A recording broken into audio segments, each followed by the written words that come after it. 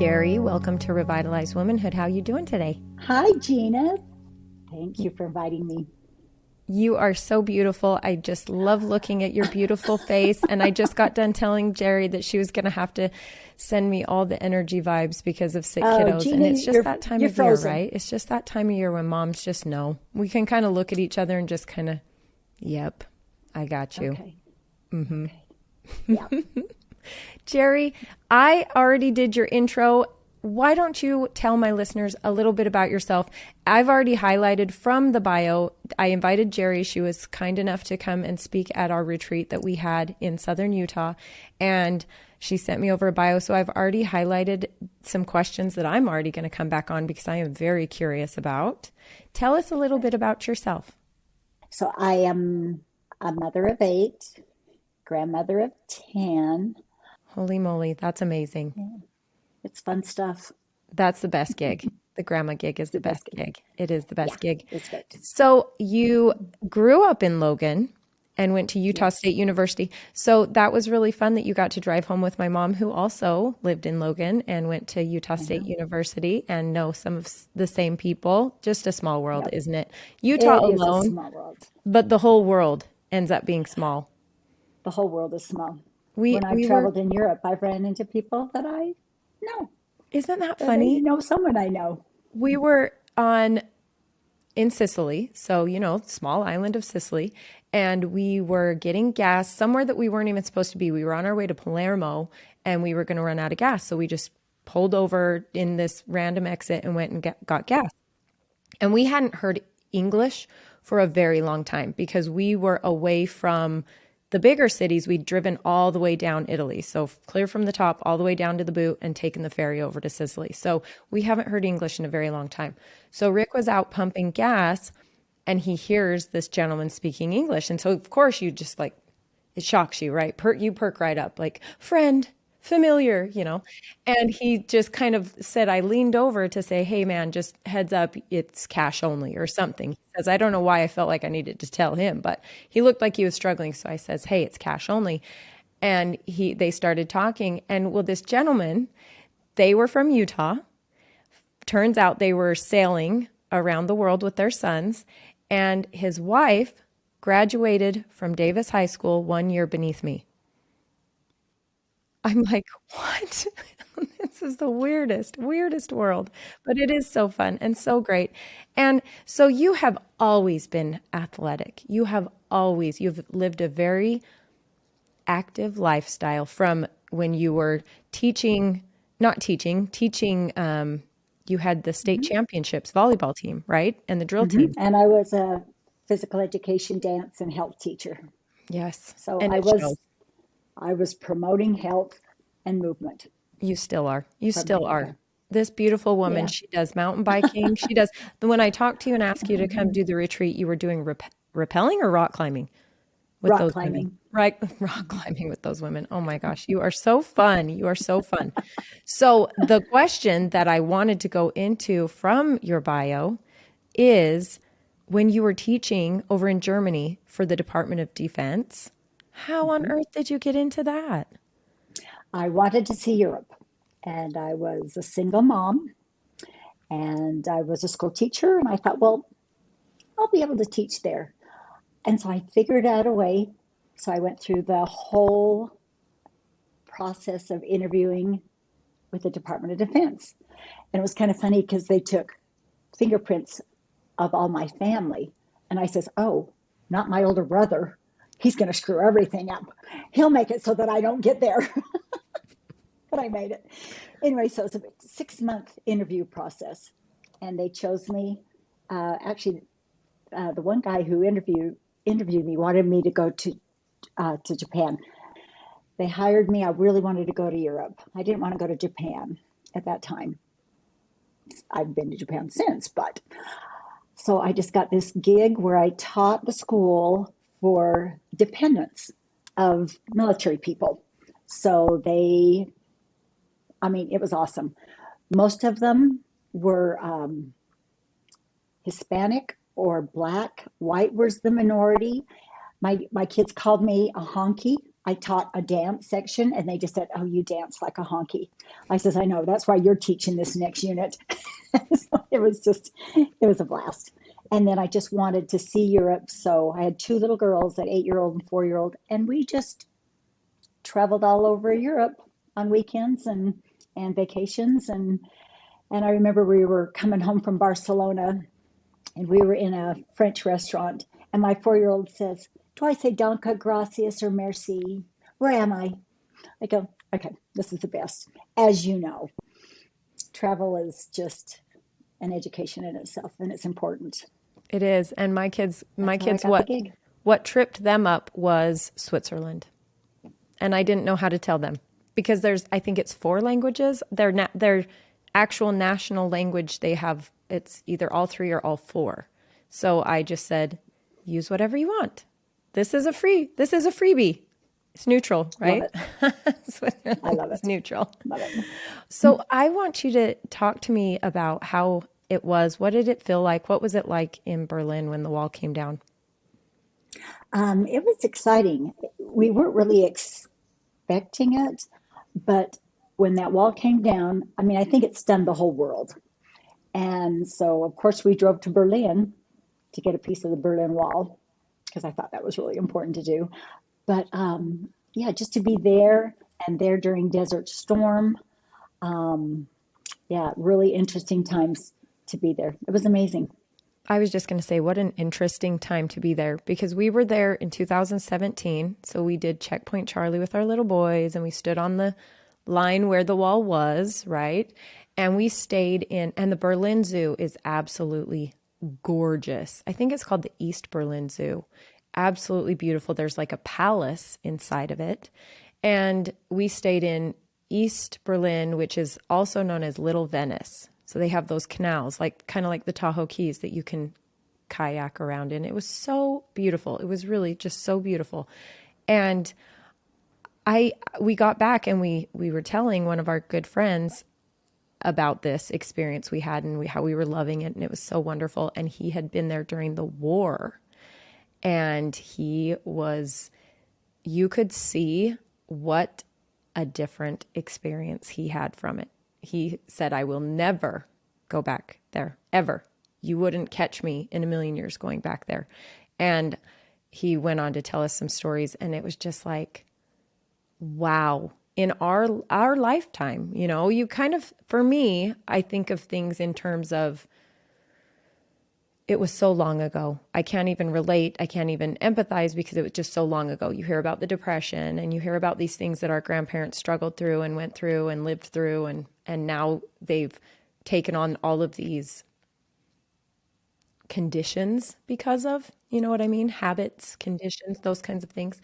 So it was really interesting to come from myself and my young boys, this experience and hearing it To firsthand hear from his. this soldier in his, and it was just surreal. Like, When I first got my job, there was two ladies that I taught with, and we had a kind of a party, a get to know each other party. One's grandfather was Jewish, killed in the Holocaust in a concentration camp. Then another gal, she said, "Oh, my grandfather was SS, Nazi." And here were those two women speaking to each other, hugging each other. It was one of the most powerful things I have ever seen because they recognized it wasn't them, that this did happen, it was a reality, and I can still love you. And they became very good friends. It was amazing. that Yeah, is amazing. And all we can do is move forward. I could hate that's you, it. but what's that going to do to me? Make me worse. Hmm. That hate will Yeah, just fester. There's no room for it. yeah. Oh, it's a germ, and the germination just goes out from us or not. But we've got to notice. We've got to be paying attention. Or not is right. So you don't know this yet, but I had a few of my women say, we were talking about the last day we were at our retreat and we were saying, what was your big takeaway from this? And apparently you had a very significant impact on a few of these women. And I thank you for that, because you were so beautiful in what you were saying. Your message was so powerful and so clear. And it was at one point when you were talking to my sister-in-law, it was very, I'm not going to feed you the bowl. Here it is. Okay. And Yeah. we were talking about boundaries, and we were talking about not doing things to the point of exhaustion, doing things to the point of detriment to ourselves, thinking that we're doing favors to other people, but it's really doing harm to us and could create resentment. Honestly, it could damage those relationships. And I think that was a really 100%. powerful message for them to hear. It was almost like you were giving them permission, like they needed it. But Oh, good. I'm very clear in what I say. And I like to differentiate the difference between being nice and kind. And she goes, but I'm nice. I'll be that nice person. I want to help. I says, at what cost? Let's look at that. Kindness is who we are. Nice has a hook in it. Nice is, we have an ulterior motive. I'm going to do this so that I can get this back from you. Nice is sticky. It's not pure. It's not clean. But kind is because I care about you. And sometimes it doesn't look nice. Like with her, I think she went, oh, and this woman's kind of bold and she doesn't know me and I'm not sure if I like her. I says, it's okay. It's okay. I will always be kind. It may not look nice. And that's fine. And that's fine. And that's where that actually is a perfect segue into being involved in families' lives with family members in addiction, right? And in addiction recovery and in those kinds of things. Is you've gone on from having this music store with your husband here in St. George and into, let's see, I'm going to get this right. You're the founders of the Desert Solace Inpatient Addiction Treatment Center with the focus Correct. on pornography and sex addiction, excuse me. Why? Correct. Okay. Where did that focus? Okay. No, not that question. Not where did that focus come from, but is it specifically just that, or do you have other addictions as well that you work with? There is often cross addiction that goes on with almost all addictions. That is our focus. And it's usually the primary addiction because it usually happens first. And it's because of the availability and it can be hidden. But a lot of the men come in me with either alcohol and some drug issues, but they've never addressed the sex addiction part. And it can come from it comes from trauma. It just does. And people talk about big trauma, like, oh, were you molested? Were you? And that happens. That's part of it. Were you abandoned? Were you whatever? We call that big T trauma. But you know what? It doesn't. Trauma is trauma. So I could have something where Gina, you'd say, that was your trauma? Really? That was it?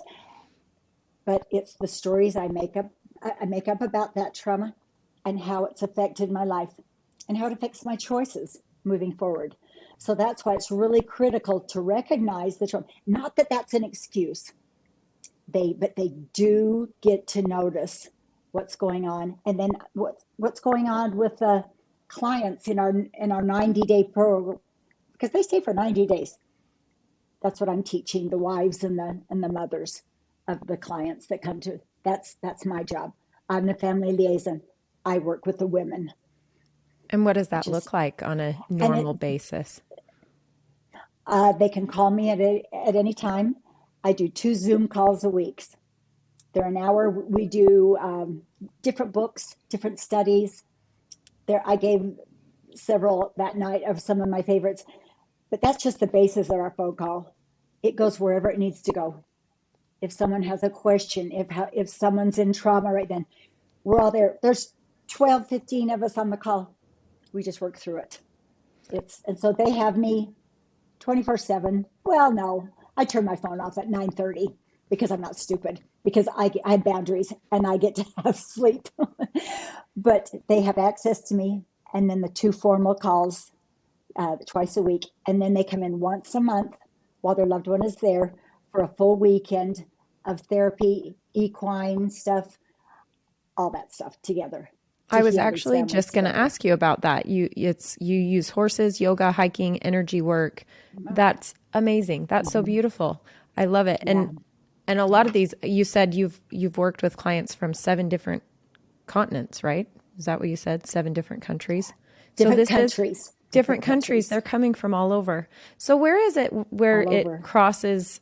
I mean, how do you know, or do you just know? I mean, that might sound like a stupid question, but where does it cross from being an addiction to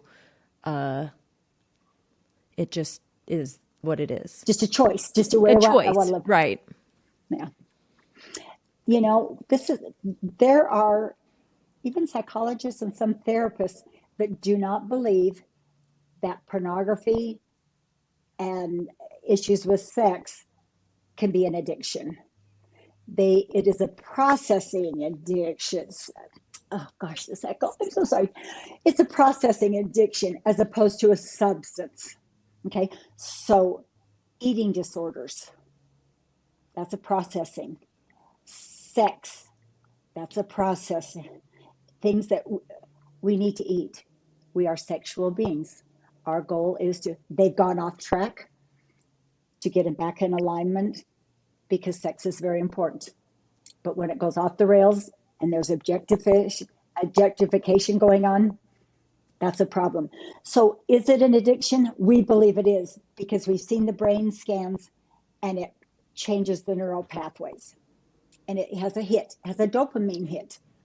And it's kind of funny because I was speaking about this in church and I'm talking about this, and there was this 80-year-old lady, and she says, "Well, Jerri, I don't get it. How it can have the same brain centers, the brain stuff, as drugs, just by looking at pornography." And I says, "Oh no, it's when they masturbate." And then she fell off her chair. Um, and I said, "Somebody pick her up, and then we'll go on." I don't know if the word masturbation had been used in that room, but that's okay. It was that day because I'm out there and that's where it is. So is it an addiction? Yes. You can tell it's an addiction. Is it getting in the way of your life? Is your life being disrupted? Is it not in alignment? Is that something you focus on and you go to numb, to avoid, to escape? Is that where you go? It's an addiction. Which is exactly where you go with alcohol or with drugs or with food. 100%. Any of these, it's you're trying Food, to, gambling, shopping, all of it. Yeah. It's a way to wow. avoid and escape. But why So do we want to escape the lives that supposedly we're creating? No. How about creating a life that we don't want to escape from? That's where there we it go. is. And that's where you go. And that's how you work with That's the where we go. family to, I loved what Yes. you talked about with choices because Rick and I have that mentality that I don't need to be married to you. He said it to me. He says, as soon as this becomes something where this isn't happy, a good thing, I will leave, right? And he's not saying it to be unkind. He's not saying it to, but he's saying we each have choices, and the choices that we make lead to the next choices, lead to the next choices. And if those choices take us down such different paths that we're no longer these same people, then that's where we're at and that's where we come. And so I loved that you talked to these ladies about choices. And they have choice. And a lot of times it depends. It's generationally. I was raised by a very independent woman, and she kept her money separate from my dad's. This was in the 50s. Nobody rolled like that. Nobody in my neighborhood. And this is just how she rolled. And she was just very clear. She had boundaries before, I don't even think we used that word. We didn't learn that. But she knew instinctively, she knew how to run her life. And she was a great role model. And my dad rolled with it. He was the cook in the family. He made breakfast. He did this. She worked. They both worked. They made it work. And I didn't know of any other working mother. Now, do I think it's wonderful to be able to stay at home with your kids? Yes. I think that's a gift. I think that's awesome. If that works for you, awesome. I didn't have that opportunity. I worked, and thank goodness I loved what I was doing because it was great. So for people to say, oh, you've got to be a stay at home mom. No, you don't. You've got to be a working mom. No, you don't. No, you get to do what works for you, and you have choice. And women sometimes get trapped in thinking they don't have choice. But I'm married and I made these covenants and I can't leave. Now, I don't think bail ship at the first problem. You get to work through stuff, but it takes two people to work through it. If you've got someone that's not going to work through it, if you want to stay, you have that choice. If you want to make some different choices, set up some different boundaries, you have that choice. We live choice upon choice upon choice, just what you were saying. Yeah, And it's absolutely. a beautiful thing. It is a beautiful thing if you accept it. If you're willing to accept that that's what's happening. That's where we come into the victim mentality, right? Is these things are happening to us. And that's Yeah. what I'm trying to get through is you said it beautifully. That's what this whole community is about. If you want to be the Yes. woman that stays home with your kids, do that. Do it very well. Be the best at it you can be. Don't let it run you. That's my point with that. But if you want to be the woman that goes to work, Rick's mom worked. She says, I couldn't be home with those kids. I wanted to go to work. And then when I come home, they're my kids and that's great. But I needed that time that was me, an adult, and that's fine. If you don't even want kids, I mean, if that's your path and you're making the choice. But don't come to me with this, I'm put upon because I'm a mother, or I'm put upon because I have to work, or I'm put up, you know what I mean? It's absolutely the choices we make and owning up to them. Yep. Because the second we become a victim, we've lost all our power, and it's a crap show. So we talk a lot about being a victim. And our clients, when they come in, they're a victim. Oh, I was raised this way, or this happened to me. I was exposed to this. We go, and what's next? Oh, you're going to stay there? That's your choice, but you don't have to. And women have choice. And we have more choices now than we ever have. And my goal is to, and what your goal is, Gina, that we support each other. Women are the most powerful. I mean, look at us. We're all creators. We're creating our lives. We're literally creators. The fact that we can create another person or a new business or whatever. And men can create too. We just have to, I think we're all that in a bag of chips. I think We are. I agree. I think women are the best. They're just We amazing. This will air a little later, so this will be different in context. But the word Okay. of the year for dictionary.com is woman. They chose it today. That's the word of the year. Is it woman like I would explain E- it? it's I was reading it and the definition is an adult female. So I thought that Okay. given the hot topic of the year, and so Yes. that's why they said they chose it, because it was the hot topic of the year. And it was talked about in those Roe versus Wade cases. It was talked about. Remember, they had those Yes. people come in and said, I want you to define what a woman is. And they had them come in this case, and they had them come in on this. And it absolutely 100% is it's like a trigger word this year. 2022's trigger word of the year is woman. And It is. for you and And I people think, can't define it. They were interviewing or going through the process of a new Supreme Court judge. And they said, can you describe a woman? She goes, no, I'm not a biologist.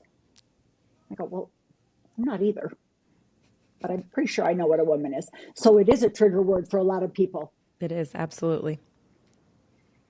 That's interesting. Yeah. My husband sent me that this morning. That's what I woke up to. I was, Wow. oh, well, Okay. that's Yeah, I wonderful. hadn't read that yet. It was perfect for me. It was perfect for this community. I think that's an amazing I do because I'm too. going to take it as I want to And take it, run. and I'm going to Exactly. run with it with how I want to define it. So that was very powerful for me I love it. because of my And it can be. perspective. Yeah, I'm not Love a it. victim. I'm going to own it. No, I'm owning it. I'm not a victim to anything, anything. And we're not, unless we choose to be. It's all a What choice. what do you have, and I don't know if the question it's not, I'm not necessarily saying advice for, because we know here in southern Utah, which maybe a lot of people don't know, they think this is Pleasantville and we're all the same Utah women and happy-go-lucky, whatever. And then all of a sudden we have these drug addictions come out of here for our very, very young children. And it's not, I'm not looking for advice. I'm looking for your powerful statement and story going through that, because I know there are so many people listening to this that it will fall in the right ears. Do you know what I mean? Yes, I think I do. Are you talking about just in all our relationships I'm with our talking children, about all with of them? honestly, yes, in all relationships, but where how Okay. you talked about being nice and being kind sometimes looks like being mean, but it's Hmm. not. It's being kind. Right, right. That's one of my keys. And the other one is just staying connected. And I think we've lost that connection a lot in our country, in our world. We're isolating with games. We're isolating with social media, whatever. The ability to connect with people is the most important thing that we can do as human beings because it's a primary desire. And if we don't feel connected, we're out of alignment. And the choices that we make probably won't serve us. I don't like to use words like it's good, bad, and right, and wrong, positive, negative. I don't use those words. I go, well, does it work for you or doesn't it? Well, no, it doesn't work. But we put so much judgment. So, a couple of things on judgment sometimes can get in the way of our connecting. So, sometimes we judge ourselves. Sometimes women are hard on themselves. I I'm getting older. I don't like I don't feel like I'm slowing down. I can still bike fast. I can still and I can still do Pilates and I can still because I'm doing it and it's very important to me. But to be able to connect means that we get to look at people. We get to look in their eyes and we get to listen. And that connecting piece, I think part of the reason it's gone is because our world, a lot of people just think they got to be right. And I'm entrenched in this idea. And because I'm entrenched in this idea, I will never admit I'm wrong. Even if inside my inner knowing is saying, oh, this doesn't feel right. But they won't admit it. They would rather be miserable than well, will say this: they'd rather be miserable than right. I mean, or right than happy. That's what I want to say. They would rather be miserable. They'd Right rather than be. happy. Oh my gosh! Tell me what I'm saying here. They'd They'd rather be rather right than happy. be right than happy. I've got to be right about this, even though I'm miserable about it, and I'm not connecting with my children, and I'm not connecting with my husband, or my significant other, or my parents, or in-laws, or my people that I work with. There's something wrong there. There's something wrong there. And it comes down to seeing people as objects. When we either see people as an it, and this comes from some of the books that I've studied, they're called from the Arbinger Institute. Oh my gosh, I'm echoing Arbinger Institute. We either see people as real people, or as an it. And that it means we see them as an obstacle, in our lives or a vehicle to get what we want, or we see them irrelevant. They're nothing. And that is a problem. That is huge in our life. The second we see people as real people, then we're not going to betray ourselves because we're seeing them as real. When we see them as objects, there's self-betrayal going on all the time. All the time. That's scary when you say it like that, because that means that so if I'm trying to control my children and they're not doing what I'm saying and they're not, instead of just letting them be their own little personalities, right? Which I have to be very intentional about. I'm very intentional about it now that I'm on this journey for myself. Yes. I have to stop trying to turn them into what I think they should be. Because what is that even?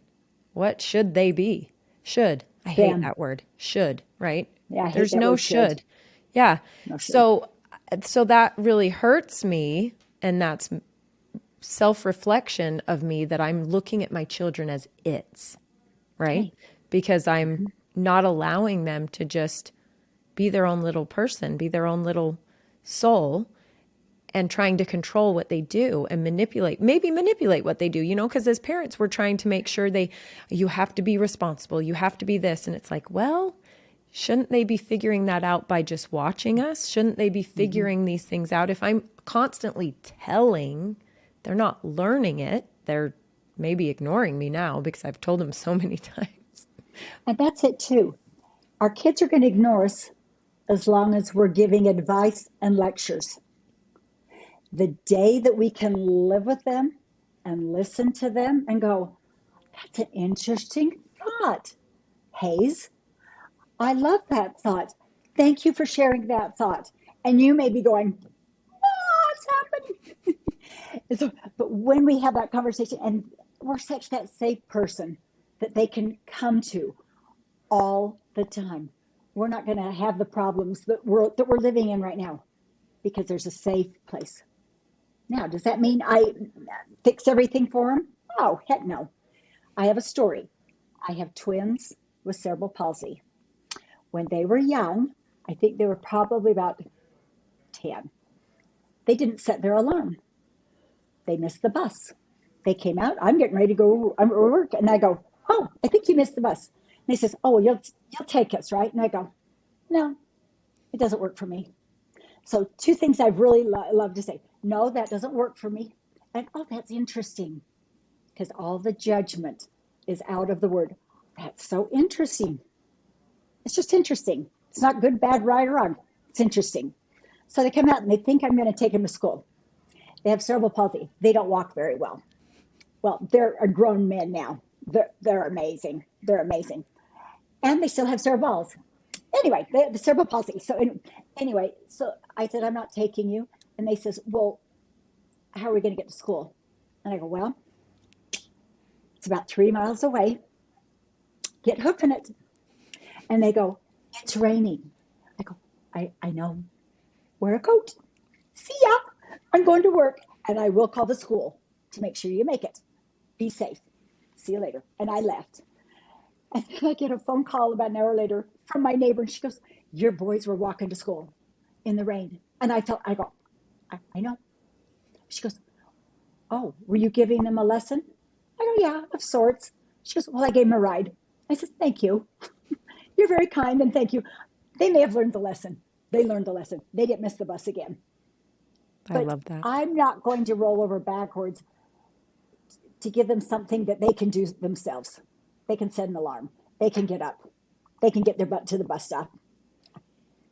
Do you know what's so funny that you said that story? That's so funny because now that Rick and I have switched roles and he is the stay-at-home dad, so what a morning looked like for me when I was the stay-at-home mom was I would, and in the wintertime, put their clothes that they were going to wear in the dryer so that when they got out of bed, so when they got out of bed, they would get into warm. Isn't that the coziest thing you've ever heard? Sweet. And I know.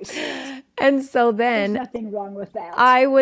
it gets worse. So I would then like baby them along, right? Okay, get your shoes on. Okay, get your backpack on. Okay, get in, all the while getting myself ready for the gym to come and meet with you and Lee or whoever. And all the while getting their breakfast and moving them along. Okay, Hayes, now it's time to go do your hair. Okay, Castle, come on, let's do this now. Whatever, every step of the way. And it was, honestly, it was me dragging them and fighting sometimes, most of the time, and arguing. And like, why are we arguing? We do this every day and there's nothing new here. So in comes Dad and he says, Gina, do not come out of this room until you're ready to take them to school, till you're ready to go to the gym. You get in the car at 7:45, and at any minute they're not in the car past 7:45, they owe us $1. So they set their alarms, they get themselves dressed. Hayes actually sleeps in his school clothes a lot because he doesn't want to have to do it in the morning. So they get up, they do their, he's so smart. And they do their own hair, which when I see it looks questionable, but whatever, right? Whatever. And they get themselves fed and they get in the car and they're ready to go. Not a peep, not a fight, not anything. It's just what happens. So why moms, they can do these things. What are we doing? Please let them. And I'm learning to, this is hard for me. It took Rick stepping in and not allowing me to do it because he saw that this is going to damage his children if I continue to do this. He lets them go into the grocery store. This is a little too far for me, but he lets them go into Smith's down here, not up on Boulevard, down here by us. He lets them go into Smith's. He gives them the shopping list. They take his credit card. They do the grocery shopping. And he says he'll sit there out in the car and watch because he'll have his alerts go off when the credit card gets used. And it'll go off and then it will wait a minute and then it'll go off again. And the kids came out to the car and he says, what were these different charges? And they says, oh, we forgot this on the list. So they'd go back into the store and get what they forgot and figured it out. It's the most adorable thing. It makes me cringe. I see it as a whole of what it is amazing. It makes me still kind of cringe a little bit, but can do it. He's there. He knows. Yes, he's there. He knows. He knows.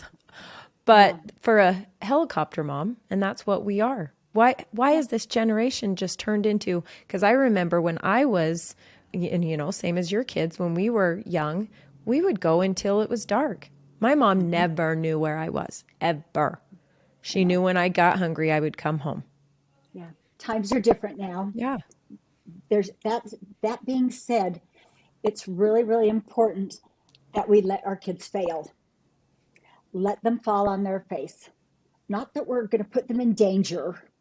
I mean, we're going to make sure they, we'll teach them as they're young, look both ways and all that kind of stuff, but let them fail. One of my children, it was Sunday night. I think she was in sophomore. Nope, she wasn't a sophomore because she didn't have a driver's license. She said, I need poster board. I go, okay, when? She goes, well, for my project, it's due tomorrow. I said, oh, good luck with that. She goes, you're not going to take me to Walmart to get poster board? I said, no, that doesn't work for me. That doesn't work for me. Love you, doesn't work for me. How long have you known about the project? Oh, a couple of weeks. Yeah. She goes, well, I'll fail. I go, yeah, that's a possibility. That's a real possibility. I would rather her learn that now and figure out what she needs ahead of time and ask for assistance when she needs it. Yeah, she got an F on the project. Score. I thought that was a mom score. It was. She needed to fail that so that she could figure out how maybe not to fail. And I don't even like the word fail. She had the experience of getting a bad grade on that. That was on her. I was just going to say, I love your relationship with the word fail. I love it. Yeah, and I think that was a big, along with you giving them permission to set boundaries, along with you reminding them there's no such thing as fail. It's learning. Pivot. We're just learning. It's an experience. Oh, I tried this. I had this experience. I don't think that worked for me. I think I might try this next time. Awesome. And to give our children the sense of courage that it's okay to try things. You may not be good at it. So what? Next. Well, I'm going to try out for this play. That's awesome. They can't sing, they can't act. Who cares? They got in. They were a tree. I don't know what they were. They were in the play. We get to encourage them to fall on their face. That's not really a good thing to say to them, but say, this might not feel good, or it might not work for you, or you might not enjoy it. It's okay. Go ahead and try it. And if you like it and you're not very good at it, stick with it. That reminded me, I was going to give you this name of this book that we are reading this month. So we just had our rally call, which is our weekly call that we have in the sisterhood last night. Oh my gosh, Jerri, hot mess, because Rick had the exorcism experience of Locke throwing up 3 times in the shopping cart at the grocery store. Sorry. And as a father new to this, put his hands underneath it. What purpose did that serve other than now he didn't have clean hands to do anything else with? Exactly. So anyway, he's learning. He's learning. It's adorable. So he brings this baby back to me, and he's supposed to have him because I've got this call with my women, right? We've got our weekly call. And so he kind of throws him at me and then leaves. I swear he's going to have PTSD. He's never going to go back to the grocery store again. So he throws this baby at me, and I'm like, okay, here we go. We're going to do this. And so we're having our call on fear. This month is about fear and realizing your relationship with it. And you know what I loved from some of the conversations that came up was some of these women who have these legitimate fears that they have let stop them or make the decisions in their lives because of these fears say that I am being better about doing things so that my children don't learn this way, right? And I was like, hey, if you can get out of yourself enough that you know that you're doing it to show your child, that's getting you out of it as well. You're flexing that muscle, and soon that muscle will be strong and you won't even think about it anymore. You'll just be doing it, right? Yep. Don't let these fears, I always say to them, what's the worst that can happen? What is the worst? What is Probably the worst? not much. No. We've all been through some pretty worse, I'm sure. I've got Rick's mom's episode comes out next Tuesday. Yeah, next Tuesday. And wow, talk about what's the worst that can happen and living through it. It's going to be a good one. It's such a good one. And if people can live through that, we can live through doing something that might be embarrassing. Yeah. You know? If you're not embarrassing yourself at least a couple times a week, you're not living life. A week? Oh my gosh. Jump in. I think people watch these YouTube episodes just to see what happens, what I do. What's she doing today? What's she going to do today? Yeah. But the whole thing about fear is so critical because it's really only love or fear. It's faith or fear. And people say, well, what about anger? Anger is fear's bodyguard. So when we're angry, we're just protecting and hiding that fear. It's always based in fear. So we get to notice, what is it that I'm really afraid of? What is it that I'm afraid is going to happen? What is the worst that can happen? Whatever. And live that way. Does that come up a lot with these women and families of these men that you treat? 100%. And they live in the future. A lot of them live in the past with all the trauma that's stuck. So if they're willing, they get to do some EMDR, which is eye movement desensitization reprocessing. I can't believe I could say that with an echo in my head. Anyway, so there's a lot of fear of the future. What if he doesn't heal? What if he relapses? What if he cheats on me again? What if blah, blah, blah, blah.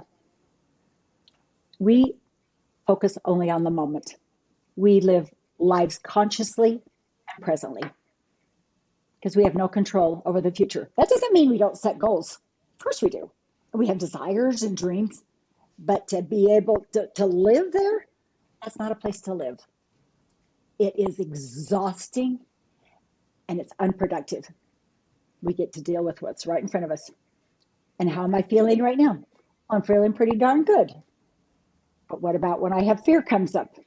Notice it, breathe it in, embrace it, give it a name. It might be son of a bitch. It might be a color, black, red, I don't know, whatever color. Notice it. It'll flow. It's all about flow. Flowing. Our lives flow. But as soon as we focus on the fear, we're stuck. We're Yeah. stuck in the toxic, sticky, stinky mess. That just Our made me lives are think of supposed to a flow.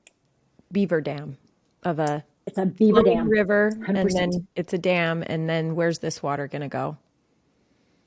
It's going to be It something gets bad. murky and dark and it stinks. Yeah, it's going to be something bad. Jerri, you're so beautiful. You're such a beautiful soul.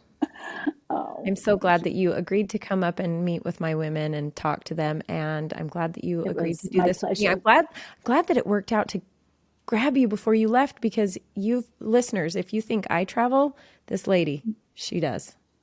I travel. Just got back from Machu Picchu, and now where are you headed? Panama for 3 weeks. We're going to do Cartagena. It's a 2.5 week cruise Oh, through the how canal. fun. And then we're doing Alaska, taking the kids to Alaska and the grandbabies, and then Norway in August. That's what I know so far. I love it. That's you plan like us. So far. So far. So far. Something might come up in between or after. I don't know. It's all good. Thank you so Yeah. much for being here with me. I really appreciate your thoughts. Gina, thank you for inviting me. You are I so adore very you. welcome. Thank Okay. you. All right.